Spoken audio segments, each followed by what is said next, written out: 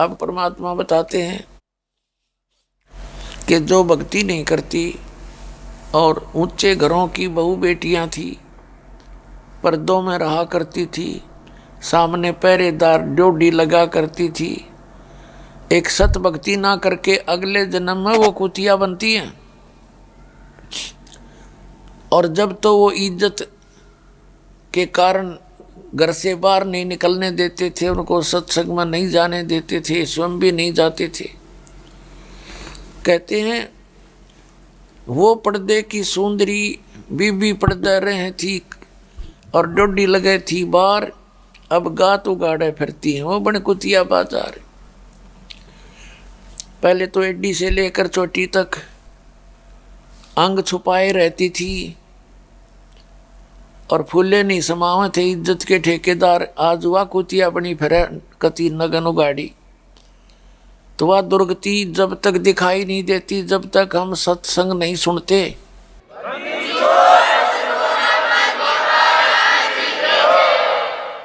फिर परमात्मा कहते नक बेसर नक पे बनी, नाक के अंदर सोने के से बड़े बड़े टांग लिया करती और पैरें थी हार हमेल, 9 लाख के हार पहरा करती गले में। और कहते हैं सुंदरी से कुतिया बनी। अब सुन साहेब के खेल, वो पर्दे की सुंदरी और सुनो संदेशा मोर, अब गात उगाड़े फिरती है वह करे सरायों शोर। पहले वो रानी या अच्छे ऊंच घरों की गणी माया के जो धनवंत थे, वो माया के पुजारियों की पत्नियां, ये वो स्वयं भी, उनकी बहू बेटियां, कहते हैं काजू किस्मत सेब संत काजू किस्मत मिला के हलवे बनाया करती थी, खीर बनाया खाया करती थी। ये उसके पूर्व जन्म के संस्कार थे, पूरे जन्म के जन्मों के कोई पुण्य थे वो प्राप्त थे। पीछे की बैटरी चार्ज थी, लेकिन आगे चार्जर लगवाया नहीं तो बैटरी डिस्चार्ज हुई, पुण्य कर्म समाप्त हुए, पाप कर्मों का दौर शुरू हुआ। फिर वही आत्मा फिर कुतिया बनकर धर्मशाला के आसपास धक्के खाती है और एक टूक के लिए उन धर्मशालाओं में, सरायों में आते जाते अतिथि रुका करते थे और खाना खा करके या खाते समय एक टूक डाल देते थे, छोटा सा रोटी का टुकड़ा, और वो भी इतनी दूर से रेत के अंदर। वो काजू और किशमिश की खीर और हलवे खाने वाली वो आत्मा, ऊंच घरों की वो बहू बेटियां आज कुतिया बनकर एक टूक के लिए तरस रही है और 10 ग्राम रेत साथ खा रही है उस टूक के रोटी के, जब वो बकवाद ले ही नहीं पड़े थी उनकी। तो पुण्यात्माओं, परमात्मा कितने दयालु हैं, अपना विधान बताने के लिए आए, इस काल का ज्ञान कराने के लिए आए कि तुम किस गंदे लोक में रह रहे हो, और इससे बचाव का तरीका बता दिया कि ये है यहाँ से निकल जाने का, और ये सु अवसर है, ये पिछली पीढ़ी वाला जो कलयुग के 5500 वर्ष बीत जाने के बाद ये प्रक्रिया शुरू होनी थी, जो अब शुरू हो चुकी है। अब आप निकल सकते हो।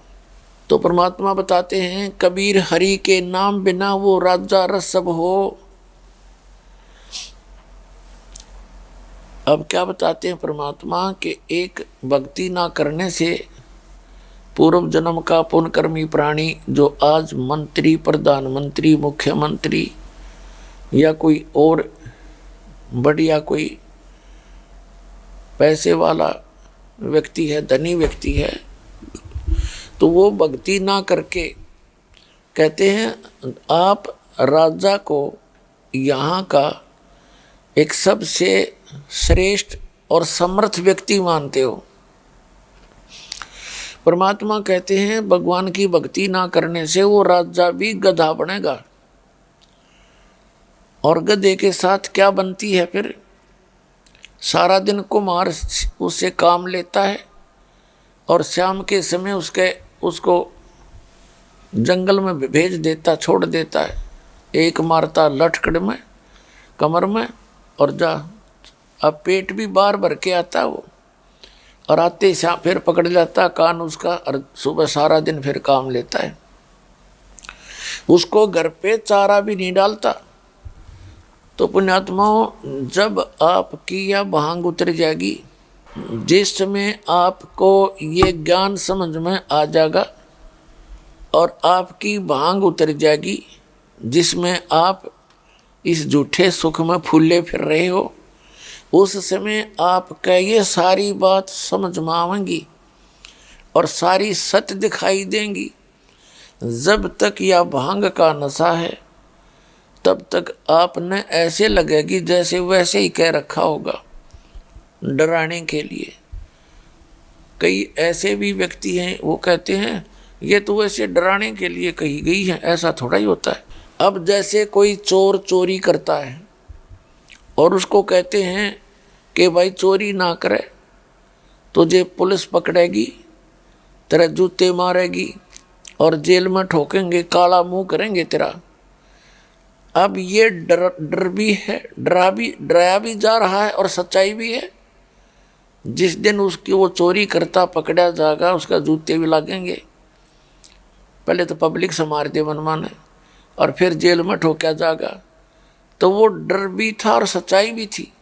तो इसमें यू जो बताया जाता है ज्ञान, इसमें सच्चाई भी है और डर भी है। यदि वो चोर इससे डर जाता, उस होना थी उस था उसके साथ सच्चाई भी थी और डर तो ज्ञान से होता ही है, तो वो पहले उस ना करता चोरी तो बच जाता उस दुख से। डरता तो ना डरा तो फिर वो उसके साथ बनी जो पहले बताई गई थी। तो ठीक इसी प्रकार आपको जो ज्ञान दिया जाता है ये गॉड गिवन है, किसी डूम बाट के गीत नहीं है। ये उस परम पिता का बताया विधान है। मानेगा वो इंसान है, ना मानेगा वो शैतान है, वो फिर बाढ़ में जाओ। तो परमात्मा कहते हैं कि एक राजा भी गधा बनेगा, तुम्हारी क्या औकात है। फिर आप अपनी स्थिति से परिचित हो जाना, इतना ही पर्याप्त है। फिर क्या बताते हैं कि परमात्मा के मार्ग में सबसे पहले गुरु की आवश्यकता होती है और गुरु के बिना मोक्ष नहीं हो सकता। गुरु के बिना कोई भी आध्यात्मिक कार्य क्रियाएं आप करते हो वो व्यर्थ हैं। और गुरु भी फिर पूरा हो। अब जैसे कोई अधिकारी है और वो बनाता है पासपोर्ट या ड्राइविंग लाइसेंस, तो उसी से बनवाया हुआ पासपोर्ट आपको आगे काम आएगा। और वैसा ही passport as it is duplicate भी कोई बना दे, ठीक है, जब तक उसका काम नहीं पड़ेगा, उसकी आवश्यकता नहीं पड़ेगी, जहाँ उसकी आवश्यकता पड़ती है तब तक तो कोई प्रॉब्लम नहीं। लेकिन जिस समय जहाँ पर उसकी आवश्यकता पड़ेगी वो डुप्लीकेट वहाँ काम नहीं करेगा, उस समय बहुत देर हो चुकी होगी और आप दंडित भी होगे डुप्लीकेट पासपोर्ट बनवा के या लाइसेंस बनवा के। तो पुण्यात्माओं, ये सत्कर मान लेना, इस पूरे विश्व में इस दास के अतिरिक्त वर्तमान के अंदर सतलोक जान का पासपोर्ट बनाने वाला पृथ्वी पर नहीं है। ये था आपका दच्चा चाहे ना दच्चा।